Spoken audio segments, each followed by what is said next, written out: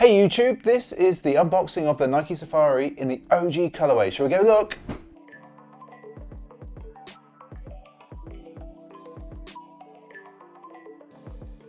Hey YouTube, it's Mr. B from Pint of Stuff, and if you're new to these parts, we tend to do sneaker unboxings, these kind of cinematic on-foot sneaker looks, sort of, and Sneaker Cam, SJ over there. We do streaming on Sundays, that would be Sneaker Streaming Sundays, which tends to be at 8 PM UK time, and that would be 12 PM Pacific. However, nobody wants to hear me rambling. We should probably open this box that we've got lurking here. Yes, we should, camera one. Not the usual box either, because as you can see, camera one and camera two, for once, you can see as well. It's come from Size, and I don't usually shop there, but we shall get to it, and I think that we shall probably start speeding up, probably now.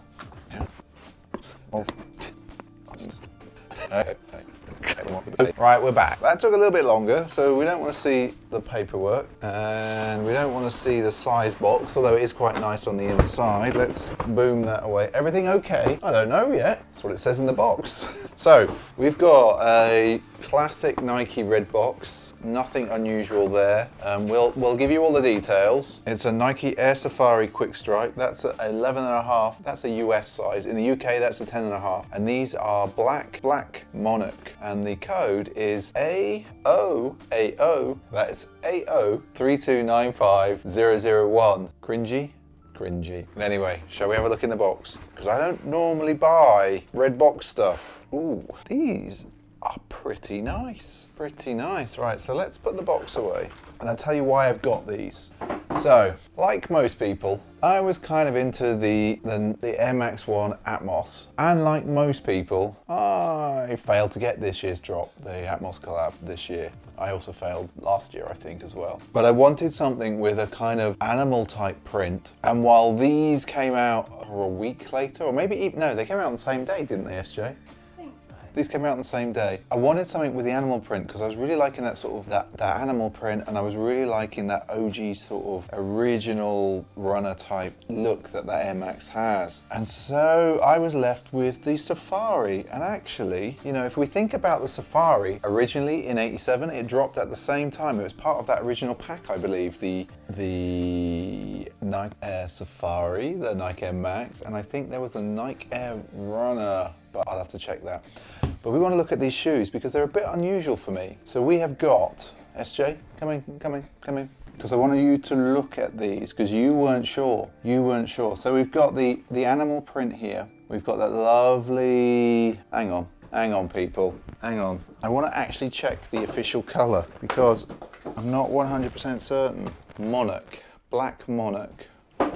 Monarch? Is that really a color? I'm going to call it orange. It's orange. It's an orangey brown. Okay, so we've got the Safari print here on the mudguard, and you can see that as well on the heel, on that heel there, all the way around the collar. But what's really interesting is you've got this leather here, and SJ, are you in close? Like, look at that. That feels soft. I'm going to get the paper out because I want you to see how soft that is. Like that feels, I'm going to get my hand in there.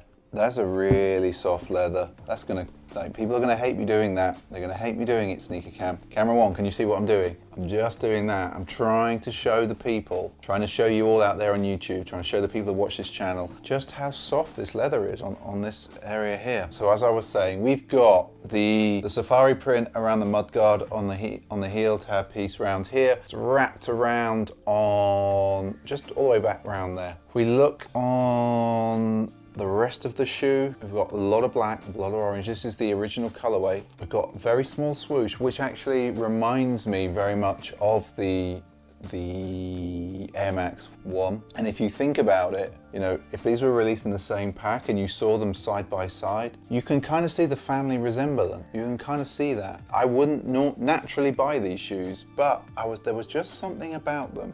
I just think they're really nice. And if we look at the sole there, we've got that camera too. Have a look at that. Look at the sole. It's nice. You know, this is a nice shoe. I don't know what else to say about it. I could go on for hours about dunks, but this is just a very clean colorway. I think this will go with much stuff. And If you think initially when these were released, they were supposed to be more athletic shoes, but I think this was one of the first shoes to truly cross over. And I suppose the other thing to say as well is, like the Air Max, this is obviously a Tinker Hatfield design. This has come from his pencil. And if you look at all of his shoes, you can kind of tell that that's a Tinker shoe. That sounds weird, doesn't it, SJ? A Tinker shoe. But that's definitely a TH shoe. So you can see it. You can imagine him sat down drawing this. You know, literally, you can see how that's come off a sketchbook. For sure. Not a lot else to say about them. I think they're a very nice shoe. I think we're going to do a really nice unfoot with these. I think for me personally, in the shoes that I collect, it's nice every now and again to go a little bit left field from what you would normally buy. You know, the laces, there's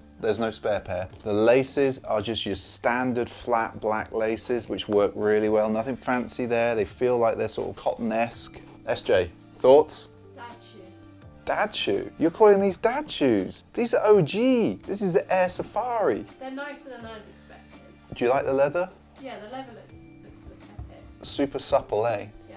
Super supple. I think what's really nice as well is just the Nike branding is really discreet on these. Really discreet. You know, the swoosh blends in. If we look here, you know, you've got this black leather panel here, but the swoosh is black as well, so it just blends in. It's really discreet, and you wouldn't really notice the Nike on the tongue there, would you? You know, I think this is a better shoe to look at that, so we have a look there. And obviously the tongue's a little bit perforated. It's a detail I didn't really notice, and we've got actually just above the main toe box area, we've got some perforation there as well. So yeah, it's a super nice shoe, super clean. I know you don't normally see me buying this type of shoe on this channel. Think it's a good thing for me to every now and again just branch out and not do my usual SBs and Jordans and Vans. Would you have picked these up? Did you pick them up? What do they feel like on feet? Let us know in the comments below. And if you've made it this far and you haven't subscribed, hopefully this was enjoyable for you and entertaining. If you haven't subscribed, as I say, you could subscribe just down there if you like doing that sort of thing. And of course camera 2, because it's always you I talk to about the notification crew. They could just go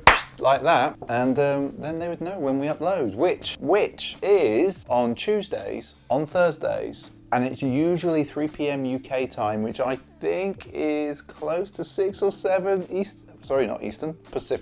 Pacific. They're always dropping on Tuesdays and Thursdays. And of course, SJ, over there on Sneaker Cam, we are always streaming on Sundays. That's Sneaker Streaming Sundays. 8 p.m. UK time, 12 p.m. Pacific, 3 p.m. Eastern. Come and join us. We kind of cover what we've unboxed in the week, just very briefly. We might give you sneaker peeks of what's coming in the weeks to come. And of course, we cover things that we spotted in the sneaker news community. And finally, we show you what we've got on our foot. And of course, we talk with you guys, because you're what helped make Sneaker Streaming Sundays.